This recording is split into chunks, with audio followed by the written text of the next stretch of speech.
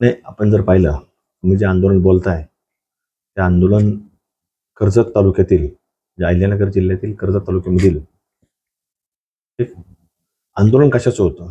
तर ते ह्या महाराष्ट्राचं अर्धदैवत युगपुरुष छत्रपती शिवाजी महाराज यांची तिथं गेल्या काही 4-5 दिवसापूर्वी त्यांच्या प्रतिमेची तिथं विटंबना झालेली होती.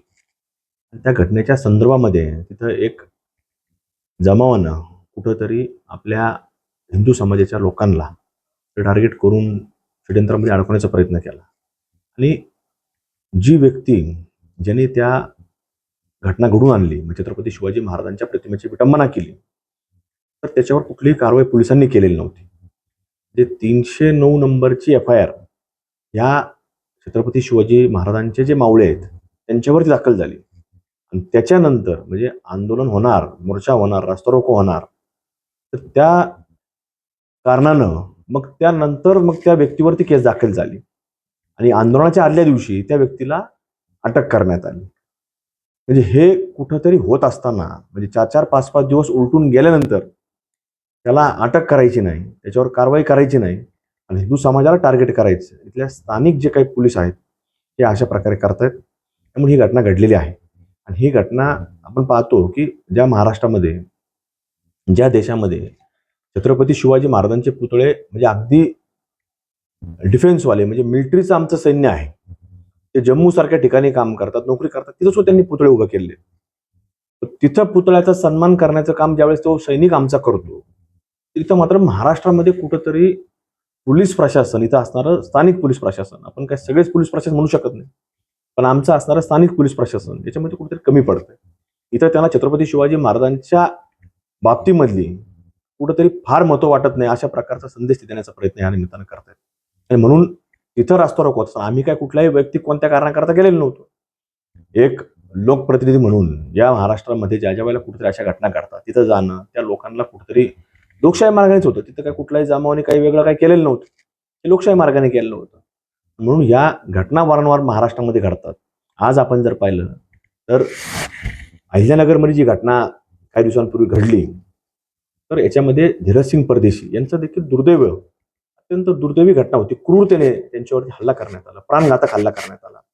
म्हणजे अगदी दुपारपासून त्या घटनेचं प्लॅनिंग करून ती घटना घडून आणली.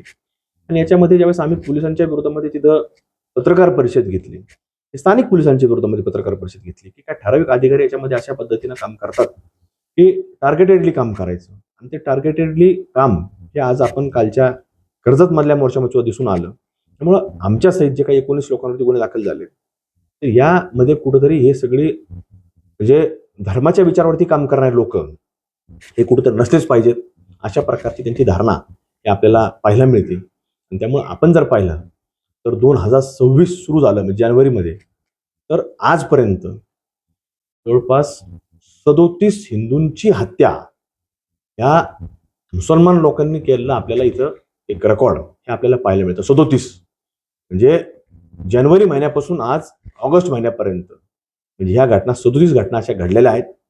त्यामुळं ह्या सगळ्या परिस्थितीमध्ये आम्ही हे सर्व आज जे काही इथं धीरजसिंग परदेशींच्या बाबतीत जे घडलं, मुंबईमध्ये आम्ही जे पत्रकार परिषदेत बोललो, आम्ही लवकरच मुख्यमंत्री महोदय देवेंद्रजी फडणवीस साहेब यांची भेट घेणार आहोत. यांना देखील ती माहिती आम्ही वस्तुस्थिती देणार आहोत, काय घटना घडतात, कशा पद्धतीने घडतात आणि याच्यामध्ये प्रामुख्यानं कशा पद्धतीने सगळं षडयंत्र हे पुढे चाललेलं आहे. आणि त्याच माध्यमातून कुठंतरी आज सांगलीसारखी घटना आहे, की आज सुद्धा सांगलीमध्ये मला कळालं की सकाळच्याच वेळेला म्हणजे 15 ऑगस्टला सकाळी पहाटे 2 नवरा बायको जे बेळगाववरनं सांगलीमध्ये स्थलांतरित झाले होते. कशा करता? एक हिंदू समाजातील, विशेषतः मराठा समाजातील ते कुटुंब होतं आणि त्यांच्यावरती म्हणजे ते सर्वसामान्य कुटुंबातले होते, म्हणजे मोलमजुरी करणारे लोक होते आणि ते पोटा करता, उदरनिर्वाह करता सांगली जिल्ह्यामध्ये स्थलांतरित झालेले होते. आणि त्यांच्यावर तिथं प्राणघातक हल्ला करण्यात आला. त्याच दिवशी त्या महिलेचा मृत्यू झाला पहाटेला, म्हणजे तिच्या मुलीला झेंडावंदनला जायचं. 15 ऑगस्ट स्वातंत्र्य दिन आहे आणि स्वातंत्र्य दिनाच्या दिवशी त्या मुलीच्या आईवरती प्राणघातक हल्ला झाला, वडिलावर झाला. त्या मुलीचा दुर्दैव, त्या मुलीच्या आईचा त्या दिवशी निधन झालं. आणि आज सकाळीच मला कळालं की ते जे वडील जखमी होते त्या मुलीचे, त्यांचं सुद्धा आज सकाळी निधन झालेलं आहे. म्हणजे या घटना अशा वारंवार घडतात. म्हणजे या सगळ्या बाबतीमध्ये आपण विचार करावा लागणार आहे, की इथं आमचा हिंदू समाज किंवा धर्माचं कार्य करणारे लोक हे कुठपर्यंत सुरक्षित आहेत. याच्या बाबतीत देखील आज कुठेतरी हे सगळं कार्य पुढे जात असताना, काम पुढे जात असताना सरकारपर्यंत पोहोचवावं लागणार आहे. मुख्यमंत्री मोदयांपर्यंत आम्ही पोहोचवणार आहे. ही सगळी माहिती इथं स्थानिक पोलीस प्रशासन कशा पद्धतीने काम करतं, काय काम करतं, ही देखील आम्ही माहिती तिथपर्यंत पोहोचवणार. कारण त्यांच्यापर्यंत माहिती नसतं. छोट्या मोठ्या घटना घडतात. शेवटी पोलीस त्यांची भूमिका हे ठामपणे मांडत असतं, वारंवार मांडतं आणि शेवटी कागद त्यांच्या हातात असतो. कागद एकदा लिहून रंगवून पाठवला की त्यांच्या हातात असतो. केलं का नाही केलं ते समोरच्या व्यक्तीला सिद्ध करावं लागतं. या सगळ्या वस्तुस्थिती आम्ही गृहमंत्री आणि योगायोगाने जे मुख्यमंत्री आहेत फडणवीस साहेब यांच्यापर्यंत आम्ही सगळी माहिती पोहोचू आणि आम्ही या ठिकाणी असणाऱ्या सर्वच हिंदू समाजाला खरं तर आमचं म्हणजे सांगणं असेल उद्याच्या काळामध्ये याच्यामध्ये परिस्थिती बदल झाली नाही तर आपल्याला भविष्यामध्ये म्हणजे प्रभू श्रीरामांचं धनुष्यबाण, त्याच प्रकारे छत्रपती शिवाजी महाराजांची तलवार आणि हनुमानाची गादा ही उचलण्याकरता कुठेतरी प्रशासनाने आम्हाला भाग पाडू नये, हिंदू समाजाला भाग पाडू नये. हिंदू समाजाचा विचार करावा लागणार आहे. या 37 घटना जानेवारी महिन्यापासून ऑगस्ट महिन्यापर्यंत जर महाराष्ट्रामध्ये घडत असतील तर आज हिंदूंच्या बाबतीमध्ये सुरक्षिततेच्या बाबतीमध्ये फार मोठा प्रश्नचिन्ह आज निर्माण होतोय. म्हणजे 37 घटना जर महाराष्ट्रात घडत असतील तर म्हणजे आज फार मोठं हे आव्हान हे हिंदू समाजासमोर आहे. त्यामुळे आम्ही लवकरच मुख्यमंत्री फडणवीस साहेब यांची भेट घेऊ आणि ह्या सगळ्या बाबतीमध्ये कुठंतरी आम्ही त्यांच्या कानावर ह्या सगळ्या गोष्टी आम्ही घालणार आहोत. त्यामुळं ह्याच्याने असं काही नाहीये की हे सगळं कार्य कुठंतरी त्यांनी रास्ता रोकाचा गुन्हा दाखल केला म्हणजे ते कार्य थांबल, इतर अन्य कुठले गुन्हे दाखल केले म्हणजे ते थांबल. हे कार्य आज जरी मी असलो करत राहणार, उद्या मी नसलो दुसरे करत राहणार, लोक राहणार. शेवटी अशा पद्धतीनं थांबवण्याचा प्रयत्न हा म्हणजे अगदी स्वातंत्र्य नव्हतं त्यावेळेसपासून चालू होता आणि आजही तो चालू आहे. त्यामुळं ह्याच्यामध्ये ते काही कोणाच्या वाचून कुठलं काम ह्याचं धर्मकार्यात अडणार आहे असं कदापि होऊ शकत नाही. कुणी याच्यामध्ये असं त्यांना वाटत असेल आम्ही यांना खचू त्यांना खचू तर प्रशासनाला असं वाटत असेल, इथल्या स्थानिक प्रशासनाला आमच्या अहिल्यानगरच्या इथं स्थानिक जे अधिकारी वर्ग आहे त्यांना जर असं वाटत असेल तर मला वाटत नाही तसं होईल. त्यामुळे त्यांनी अशा घटना घडत असताना कुठंतरी आज धीरसिंग परदेशींच्या केसमध्ये मी जसं मुंबईला पत्रकार परिषद घेतली तर त्यावेळेसपासून ह्या लोकांनी कुठंतरी आपल्याला पाहायला मिळतंय की वेगळ्या पद्धतीनं याच्यामध्ये फार लूप हॉल म्हणजे ह्या केसमध्ये देखील धीरसिंग परदेशींच्या बाबतीमध्ये फार लूप हॉल ठेवलेले आहेत.